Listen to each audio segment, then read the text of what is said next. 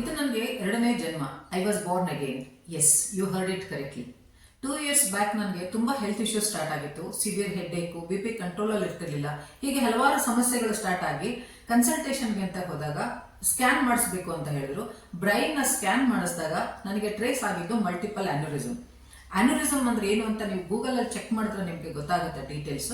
So I was suffering from multiple unruptured aneurysm. ಅದು ತುಂಬಾ ಸೂಕ್ಷ್ಮವಾದ ಜಾಗಗಳಲ್ಲಿ ಬ್ರೈನ್ ಅಲ್ಲಿ ಇರೋದ್ರಿಂದ ಆಪರೇಟ್ ಮಾಡೋದು ತುಂಬಾ ಕಷ್ಟ ಅಂತ ಹೇಳಿದ್ರು. ಆಪರೇಷನ್ ಅಂದ್ರೆ ಅದನ್ನ ಕ್ಲಿಪ್ಪಿಂಗ್ ಅಥವಾ ಕಾಯಿಲಿಂಗ್ ಅಂತ ಮಾಡ್ತಾರೆ. ಅದು ಟೆಂಪ್ರವರಿ ಅಷ್ಟೇನೆ, ಪರ್ಮನೆಂಟ್ ಇಲಾಜ್ ಅಂತೂ ಅಲ್ಲ ಅದು. ಹಾಗಾಗಿ ನಾನು ಪೂರ್ತಿಯಾಗಿ ಗುಣ ಆಗ್ತೀನ ಅಂದ್ರೆ ಇಲ್ಲ, ಖಂಡಿತ ಇಲ್ಲ. ಆಪರೇಷನ್ ಥಿಯೇಟರ್ ಅಲ್ಲಿ ನೀವು ಹೊರಟೋಗ್ಬಿಡ್ಬೋದು, ಇಲ್ಲ ನೀವು ಮೆಂಟಲಿ ರಿಟಾರ್ಡೆಡ್ ಆಗ್ಬೋದು, ಇಲ್ಲ ಪ್ಯಾರಲೈಸಿಸ್ ಆಗ್ಬೋದು ಅಂತ ಹೇಳಿದ್ರು. ಸೊ ಈಗ ಗುಣನೂ ಆಗ್ತಾ ಇಲ್ಲ ಅಂಡ್ ನನ್ನ ಒಂದು ಎಷ್ಟೇ ಪ್ರಯತ್ನ ಪಟ್ರು ಅದು ಸರಿ ಹೋಗಲ್ಲ ಅಂತ ಗೊತ್ತಾದಾಗ ಆಪರೇಷನ್ ಮಾಡಿಸ್ಬೇಕು ಅನ್ನೋ ಧೈರ್ಯ ಬರಲಿಲ್ಲ. ಹಾಗಾಗಿ ಡೈರೆಕ್ಟ್ ಆಗಿ ಕೇಳಿದೆ ನಾನು, ನನ್ನ ಲೈಫ್ ಸ್ಪ್ಯಾನಿಂಗ್ ಎಷ್ಟಿದೆ ಅಂತ. ಅವರು ಡೈರೆಕ್ಟ್ ಆಗಿ ನನಗೆ ಹೇಳಿದ್ರು 2 to 3 months ಮ್ಯಾಕ್ಸಿಮಮ್ ನೀವು ಇರ್ತೀರಾ ಅಂತ ಹೇಳಿದ್ರು. ಕೆಲವು ಮಲ್ಟಿ ಸ್ಪೆಷಾಲಿಟಿ ಹಾಸ್ಪಿಟಲ್ ಅಲ್ಲಿ ಒಂದು 6 months ಅಂತ ಹೇಳಿದ್ರು. ಇಲ್ಲ ಒಂದು 15 days ಅಲ್ಲಿ ಏನಾದ್ರೂ ಆಗ್ಬೋದು ಅಂತ ಹೇಳಿದ್ರು. ಅವರು ಮೆಡಿಕಲ್ ಆಗಿ ಅವರು ಅನಲೈಸ್ ಮಾಡಿ ಹೇಳಿರ್ತಾರೆ. ನಾನು ಅವ್ರು ಹೇಳಿ ತಪ್ಪು ಅಂತ ಹೇಳ್ತಾ ಇಲ್ಲ, ಬಟ್ ನನ್ನ ಲೈಫ್ ಸ್ಪ್ಯಾನ್ ತುಂಬಾ ಶಾರ್ಟ್ ಅಂತ ನನ್ಗೆ ಗೊತ್ತಾಯ್ತು. ಅದಕ್ಕೆ ಟ್ರೀಟ್ಮೆಂಟ್ ಕೂಡ ಇಲ್ಲ ಅಂತ ಗೊತ್ತಾಯ್ತು. ಹಾಗಾಗಿ ಏನ್ ಮಾಡ್ಬೇಕು ಅಂತ ಗೊತ್ತಾಗ್ಲಿಲ್ಲ ಅಂತ ಸಮಯದಲ್ಲಿ. ಸೊ ಮನೆಯಲ್ಲಿ ಎಲ್ಲರೂ ಮೈಂಡ್ ಸೆಟ್ ಹಾಳಾಗೋಯ್ತು. ನನ್ನ ಮೈಂಡ್ ಅಂತ ಫುಲ್ ಸ್ಪಾಯ್ಲ್ ಆಗೋಗಿತ್ತು. ನಾನು ಡಿಪ್ರೆಷನ್ಗೆ ಹೊರಟೋಗ್ಬಿಟ್ಟೆ. ಏನ್ ಮಾಡ್ಬೇಕು ಅಂತ ಗೊತ್ತಾಗ್ತಿರ್ಲಿಲ್ಲ ಆ ಸಮಯದಲ್ಲಿ. ಅದೇ ಸಮಯದಲ್ಲಿ ನಾನು 2 years ಬ್ಯಾಕ್ ನಂದೊಂದು ಕಂಪನಿನ ನಾನು ಎಸ್ಟಾಬ್ಲಿಷ್ ಮಾಡಿದ್ದೆ. IT company establish. ತುಂಬಾ ಕಷ್ಟಪಟ್ಟು, ತುಂಬಾ ಇಷ್ಟಪಟ್ಟು ಆ ಕಂಪನಿನ ನಾನು ಎಸ್ಟಾಬ್ಲಿಷ್ ಮಾಡಿದ್ದೆ. ತುಂಬಾ ಚೆನ್ನಾಗಿ ನಡ್ಕೊಂಡು ಹೋಗ್ತಾ ಇತ್ತು. ಎಂಪ್ಲಾಯೀಸ್ ಎಲ್ಲ ತುಂಬಾ ಖುಷಿಯಿಂದ ಕೆಲಸ ಮಾಡ್ತಾ ಇದ್ರು. ಬಟ್ ನನಗೆ ಡಾಕ್ಟರ್ ಹೇಳಿದ್ದೇನು ಅಂದ್ರೆ, ನೀವು ವರ್ಕ್ ಪ್ರೆಷರ್ ನ ತಗೋಬಾರ್ದು ಅಂತ. ಯಾವುದೇ ಕಾರಣಕ್ಕೂ ವರ್ಕ್ ಪ್ರೆಷರ್ ತಗೋಬಾರ್ದು, ಯಾವುದೇ ಕಾರಣಕ್ಕೂ ನೀವು ಟ್ರಾವೆಲ್ ಮಾಡಬಾರ್ದು, ಕಾರ್ ಡ್ರೈವ್ ಮಾಡೋ ಹಾಗಿಲ್ಲ, 2 wheeler ಓಡಿಸೋ ಹಾಗಿಲ್ಲ, ಹಾಗೆ ಫ್ಲೈಟ್ ಅಲ್ಲಿ ನೀವು ಟ್ರಾವೆಲ್ ಮಾಡೋ ಹೋಗಿಲ್ಲ ಅಂತ ಹೇಳಿದಾಗ ತುಂಬಾ ರೆಸ್ಟ್ರಿಕ್ಷನ್ಸ್ ಇತ್ತು ನನಗೆ. ಯಾಕೆಂದ್ರೆ ಡಾಕ್ಟರ್ ಹೇಳಿದ್ ನನಗೆ, ನೀವು ಟೈಮ್ ಬಾಂಬ್ ನ ತಲೆಯಲ್ಲಿ ಇಟ್ಕೊಂಡು ಓಡಾಡ್ತಾ ಇದ್ದೀರಾ, ಅದು ಯಾವ ಟೈಮಲ್ಲಿ ಬೇಕಿದ್ರು ಅದು ರಪ್ಚರ್ ಆಗ್ಬೋದು. ಯಾಕೆಂದ್ರೆ ಅನ್ರಪ್ಚರ್ಡ್ ಅನ್ಯೂರಿಸಮ್ ಇರೋದ್ರಿಂದ ಅದು ಎಂತ ಸಮಯದಲ್ಲಿ ಬೇಕಿದ್ರು ಅದು ರಪ್ಚರ್ ಆಗ್ಬೋದು, ನೀವು ಹೋಗ್ಬೋದು ಅಂತ, ಭಗವಂತನ ಪಾದ ಸೇರ್ಕೋಬಹುದು ಅಂತ ಹೇಳಿದ್ರು. ಹಾಗಾಗಿ ಧೈರ್ಯನೇ ಬರ್ಲಿಲ್ಲ ನನಗೆ ಓಡಾಡ್ಬೇಕು, ಕೆಲಸ ಮಾಡಬೇಕು ಅಂತ. ಮನೇಲಿ ಎಲ್ಲರೂ ರೆಸ್ಟ್ರಿಕ್ಷನ್ಸ್ ಮಾಡ್ಬಿಟ್ರು, ಬೇಡ ಅಂತ ಹೇಳ್ಬಿಟ್ಟು. ಹಾಗಾಗಿ ಇನ್ನೆವಿಟಬಲ್ ಆಗಿ ನಾನು ಆ ಕಂಪ್ನಿನ ತುಂಬಾ ನೋವು ಪಟ್ಕೊಂಡು, ತುಂಬಾ ಸಂಕಟ ಪಟ್ಕೊಂಡು ನಾನು ಆ ಕಂಪ್ನಿನ ಕ್ಲೋಸ್ ಮಾಡ್ಬೇಕಾಗಿ ಬಂತು. ಯಾಕೆಂದ್ರೆ ನನ್ನ ಹಸ್ಬೆಂಡ್ ಬೇರೆ ಒಂದು ಎಸ್ಟಾಬ್ಲಿಷ್ಮೆಂಟ್ ಇರೋದ್ರಿಂದ ಈ ಕಡೆಗೆ ಅವ್ರಿಗೆ ಟೈಮ್ ಕೊಡೋದಕ್ಕೆ ತುಂಬಾ ಕಷ್ಟ ಆಗ್ತಿತ್ತು. ಸೊ ಹಾಗಾಗಿ ನಾನು ಆ ಕಂಪ್ನಿನ ನಾನು ಕ್ಲೋಸ್ ಮಾಡಿದೆ. ನನ್ನನ್ನು ನಾನು ಸಾಲಿಟರಿ ಕನ್ಫೈನ್ಮೆಂಟ್ ಗೆ ತಗೊಂಡು ಹೋಗ್ಬಿಟ್ಟಿದ್ದೆ. ಯಾಕೆಂದ್ರೆ ನಾನು ಬದುಕದೇ ಇನ್ನೊಂದು 2-3 ತಿಂಗಳು ಅಂತ ಅಂದ್ರೆ ಏನ್ ಮಾಡಕ್ಕಾಗತ್ತೆ ಅನ್ನೋ ಒಂದು ಯೋಚನೆ ಆಗಿತ್ತು ನನಗೆ. ಸುಮ್ಮನೆ ಹೀಗೆ ಒಂದು ದಿನ ಆ ಭಗವಂತನ ಆಶೀರ್ವಾದ ಅಂತ ಹೇಳ್ತಿರೋ, ಆ ಖುದನ ಆಶೀರ್ವಾದ ಅಂತ ಹೇಳ್ತಿರೋ, ಆ ಜೀಸಸ್ ನ ಒಂದು ಬ್ಲೆಸ್ಸಿಂಗ್ಸ್ ಅಂತ ಹೇಳ್ತಿರೋ, ಯಾಕೆಂದ್ರೆ ಎಲ್ಲಾದು ದೈವ ಶಕ್ತಿ ಅಂತ ನಂಬಿರೋಳು ನಾನು. ಹಾಗಾಗಿ ಆ ಒಂದು ಭಗವಂತನ ಆಶೀರ್ವಾದದಿಂದ ಒಂದು ದಿನ ದ ಸೀಕ್ರೆಟ್ ಮೂವಿ ನಾನು ಸ್ಕ್ರೋಲ್ ಮಾಡುವಾಗ ಮೊಬೈಲ್ ಅಲ್ಲಿ ನನ್ನ ಕಣ್ಮುಂದೆ ಬಂತು. ಏನೋ ಒಂಥರ ಅದು ಕ್ಯೂರಿಯಾಸಿಟಿ ಜಾಸ್ತಿ ಆಯ್ತು ನನಗೆ.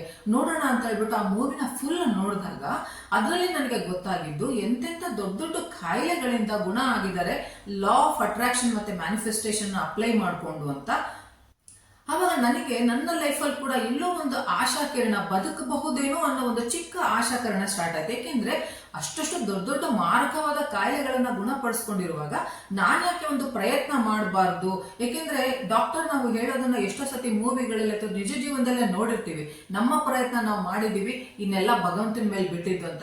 ಹಾಗೆ ನಾನು ಯಾಕೆ ಭಗವಂತನ ನಂಬಬಾರ್ದು? ಇದನ್ನ ಲಾ ಆಫ್ ಅಟ್ರಾಕ್ಷನ್ ಮತ್ತೆ ಮ್ಯಾನಿಫೆಸ್ಟೇಷನ್ ನಾನು ಯಾಕೆ ನನ್ನ ಲೈಫಲ್ಲಿ ಅಪ್ಲೈ ಮಾಡ್ಕೋಬಾರ್ದು? ಕಳ್ಕೊಳ್ಳೋದಂತೂ ಏನಿಲ್ಲ, ಇನ್ನೊಂದು 2-3 ತಿಂಗಳಲ್ಲೇ ನಾನು ಹೊರಟೋಗಿದ್ದೀನಿ. ಹಾಗಾಗಿ ನೋಡೋಣ, ಟ್ರೈ ಮಾಡಿದ್ರೆ ಇನ್ನೊಂದು 6 ತಿಂಗಳು, ಇನ್ನೊಂದು ವರ್ಷನೋ, ಇನ್ನೊಂದು 2 ವರ್ಷನೋ ಮತ್ತೆ ಬದುಕಬಹುದೇನೋ ಒಂದು ಆಸೆ ಬಂತು. ಯಾರು ತಾನೇ ಸಾಯೋದಕ್ಕೆ ಇಷ್ಟಪಡ್ತಾರಲ್ವಾ? ಸೊ ನನಗೂ ಬದುಕಬೇಕು ಅಂತ ಆಸೆ ಬಂತು. ಹಾಗಾಗಿ ನಾನು ಏನ್ ಮಾಡಿದೆ, ಆ ಒಂದು ಪ್ರೋಸೆಸ್ ನ ಚೆನ್ನಾಗಿ ಅರ್ಥ ಮಾಡ್ಕೊಂಡೆ. ಲಾ ಆಫ್ ಅಟ್ರಾಕ್ಷನ್ ಅಂದ್ರೆ ಏನು, ಮ್ಯಾನಿಫೆಸ್ಟೇಷನ್ ಅಂದ್ರೆ ಏನು, ಅದರ ಪ್ರೋಸೆಸ್ಗಳೇನು, ಟೆಕ್ನಿಕ್ಸ್ ಏನು, ಅದನ್ನ ಹೇಗೆ ಅಪ್ಲೈ ಮಾಡ್ಕೋಬೇಕು, ಮೈಂಡ್ ಸೆಟ್ ನ ಹೇಗೆ ಶಿಫ್ಟ್ ಮಾಡ್ಕೋಬೇಕು, ಪಾಸಿಟಿವ್ ಬಿಲೀಫ್ಸ್ ನ ಹೇಗೆ ಬೆಳೆಸ್ಕೋಬೇಕು, ನನ್ನನ್ನು ನಾನು ಹೇಗೆ ಹೀಲ್ ಮಾಡ್ಕೊಳ್ಳೋದು ಅಂತ ಎಲ್ಲದನ್ನು ನಾನು ಕಲ್ತ್ಕೊಂಡು ನಾನು ನಿಧಾನವಾಗಿ ಅದನ್ನೆಲ್ಲ ನಾನು ಅಪ್ಲೈ ಮಾಡ್ತಾ ಬಂದೆ. ಬೈ ಗಾಡ್ಸ್ ಗ್ರೇಸ್ ನಿಧಾನಕ್ಕೆ ನಾನು ಏನು ಸ್ವಲ್ಪ ಸಫರಿಂಗ್ಸ್ ಮಾಡ್ತಾ ಇದ್ದೆ, ಸಿವಿಯರ್ ಹೆಡ್ಏಕು, BP ಕಂಟ್ರೋಲ್ ಬರ್ತಿಲ್ಲ, ಅದೆಲ್ಲ ನಿಧಾನಕ್ಕೆ ಕಂಟ್ರೋಲ್ ಆಗ್ತಾ ಬಂತು. ಮೆಡಿಟೇಷನ್ ಸ್ಟಾರ್ಟ್ ಮಾಡ್ಕೊಂಡೆ, ಎಲ್ಲಾ ತರ ಟೆಕ್ನಿಕ್ಸ್ ನಾನು ಅಪ್ಲೈ ಮಾಡ್ಕೊಂಡ್ ಬಂದೆ. ನಾನಿವಾಗ 2 ವರ್ಷದಿಂದ ತುಂಬಾ ಅಂದ್ರೆ ತುಂಬಾನೇ ಗುಣ ಆಗಿದ್ದೀನಿ. ಪೂರ್ತಿ ನಾನು ಗುಣ ಆಗಿದ್ದೀನಿ ಅಂತ ಹೇಳ್ದಲ್ಲೇ ಇದ್ರು ನಾರ್ಮಲ್ ಆಗಿ ನಾನು ಲೈಫ್ ಮಾಡ್ತಾ ಇದ್ದೀನಿ, ಫ್ಲೈಟ್ ಅಲ್ಲಿ ಓಡಾಡ್ತಾ ಇದ್ದೀನಿ, ಕಾರ್ ಡ್ರೈವ್ ಮಾಡ್ತಾ ಇದ್ದೀನಿ, ಮತ್ತೆ ಕೆಲಸ ಮಾಡ್ತಾ ಇದ್ದೀನಿ. ಹಾಗಾಗಿ ನನಗೆ ಆ ಭಗವಂತನ ಕೃಪೆ, ಆ ಖುದಾನ ಆಶೀರ್ವಾದ, ಆ ಜೀಸಸ್ನ ಬ್ಲೆಸ್ಸಿಂಗ್ಸ್ ಇಂದ ನನ್ನ ಲೈಫ್ ಇವಾಗ ಮತ್ತೆ 2 ಇಯರ್ಸ್ ನಂದು ಎಕ್ಸ್ಟೆಂಡ್ ಆಗಿದೆ.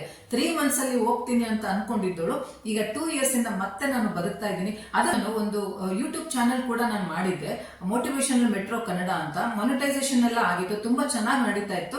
ಬಟ್ ಅವಾಗ ನಾವು ಸ್ಟಾರ್ಟ್ ಮಾಡಿದ್ದ 2010-2009 ಅಲ್ಲಿ ನಾನು ಸ್ಟಾರ್ಟ್ ಮಾಡಿದ್ದು. ಆ ಸಮಯದಲ್ಲಿ ನಮಗೆ ಈಗಿನಷ್ಟು ಅವೇರ್ನೆಸ್ ಇರಲಿಲ್ಲ ಚಾನೆಲ್ಗಳ ಬಗ್ಗೆ. ಯಾಕೆಂದ್ರೆ ಅವಾಗ ಇವಾಗ ಕಾಪಿರೈಟ್ಸ್ ಎಲ್ಲ ಇದೆ ಅಂತ ಗೊತ್ತಿದೆ ಎಲ್ರಿಗೂ, ಬಟ್ ಅವಾಗ ಗೊತ್ತಾಗಿರ್ಲಿಲ್ಲ. ಅದೇನೋ ಟೆಕ್ನಿಕಲ್ ಎರರ್ ಇಂದ ಅದು ಸ್ಟ್ರೈಕ್ ಆಗೋಯ್ತು. ಹಾಗಾಗಿ ನಾನು ಏನ್ ಮಾಡಿದೆ, ಆ ನಂದು ಹೆಲ್ತ್ ಇಶ್ಯೂಸ್ ಇಂದ ಮತ್ತೆ ನಾನು ಅದ್ರ ಕಡೆ ಗಮನನೂ ಕೊಡೋದು ಬಿಟ್ಬಿಟ್ಟಿದ್ದೆ. ಯೂಟ್ಯೂಬ್ ಚಾನೆಲ್ ಕ್ಯಾನ್ಸಲ್ ಆಗಿತ್ತು. ಈಗ 2 ವರ್ಷದಿಂದ ನಾನು ಮತ್ತೆ ನಾರ್ಮಲ್ ಸ್ಟೇಜಿಗೆ ಬಂದ್ಮೇಲೆ ಮತ್ತೆ ಅನಿಸ್ತು, ನಿಮ್ಗಳ ಜೊತೆ ನಾನು ಯಾಕೆ ಮತ್ತೆ ನಾನು ಮಾತಾಡಬಾರ್ದು, ಮತ್ತೆ ನಾನು ಯಾಕೆ ನಿಮ್ಗಳ ಮುಂದೆ ಬಂದು ನನ್ನ ಈ ಒಂದು ಸ್ಟೋರಿನ ಹೇಳ್ಬಾರ್ದು. ಯಾವುದು ನನ್ನ ಫೇಲ್ಯೂರ್ ಸ್ಟೋರಿ ಆಗಿತ್ತು, ಇವತ್ತದು ಮಿರಾಕ್ಯುಲಸ್ ಒಂದು ಸಕ್ಸಸ್ಫುಲ್ ಸ್ಟೋರಿ ಆಗಿದೆ. ಸೊ ಇದನ್ನ ನಾವು ಇನ್ಸ್ಪಿರೇಷನ್ ಅಂತ ಅನ್ಕೊಂಡ್ರು ಪರವಾಗಿಲ್ಲ, ಮೋಟಿವೇಶನ್ ಅಂತ ಅನ್ಕೊಂಡ್ರು ಪರವಾಗಿಲ್ಲ. ಸಾಯ್ಬೇಕು ಅಂತ ಸಾಯ್ತೀನಿ ಅಂತ ಅನ್ಕೊಂಡಿದ್ದಳು, ಬದುಕಬಲ್ಲೆ ಅನ್ನೋ ಒಂದು ಆಶಾಭಾವನೆ ಸ್ಟಾರ್ಟ್ ಆಗಿದೆ. ಅದೇ ತರ ನಾನು ಬದುಕ್ತಾ ಇದ್ದೀನಿ. ಮೆಂಟಲಿ, ಫಿಸಿಕಲಿ ತುಂಬಾ ಫಿಟ್ ಆಗಿದ್ದೀನಿ, ಪಾಸಿಟಿವ್ ಮೈಂಡ್ ಸೆಟ್ ಬೆಳೆಸ್ಕೊಂಡಿದ್ದೀನಿ. ಈ ಒಂದು ಇನ್ಸ್ಪಿರೇಷನಲ್ ಸ್ಟೋರಿ, ಈ ಒಂದು ಮೋಟಿವೇಶನಲ್ ಸ್ಟೋರಿ, ನನ್ನ ಸ್ಟೋರಿ ನಿಮ್ಗೆ ಇಷ್ಟ ಆಗಿದ್ದು ಲೈಕ್ ಮಾಡಿ, ಶೇರ್ ಮಾಡಿ, ಸಬ್ಸ್ಕ್ರೈಬ್ ಮಾಡೋದನ್ನ ಮರಿಬೇಡಿ. ನಿಮ್ಮೆಲ್ಲರ ಆಶೀರ್ವಾದ ನನ್ನ ಮೇಲಿದ್ರೆ ಇನ್ನೂ ಕೆಲವಷ್ಟು ದಿನ ನಾನು ಬದುಕಬಲ್ಲೆ, ಇನ್ನೂ ಕೆಲವಷ್ಟು ದಿನ ನಾನು ಒಳ್ಳೊಳ್ಳೆ ಕೆಲಸ ಮಾಡಬಲ್ಲೆ ಅನ್ನೋ ಒಂದು ಆಶಾಭಾವನೆ, ಒಂದು ಹೋಪ್ಸ್ ನನ್ನಲ್ಲಿ ಬೆಳೀತಾ ಇದೆ. ಸೊ ಸಬ್ಸ್ಕ್ರೈಬ್ ಮಾಡಿ, ಸಪೋರ್ಟ್ ಮಾಡಿ. Thank you so much.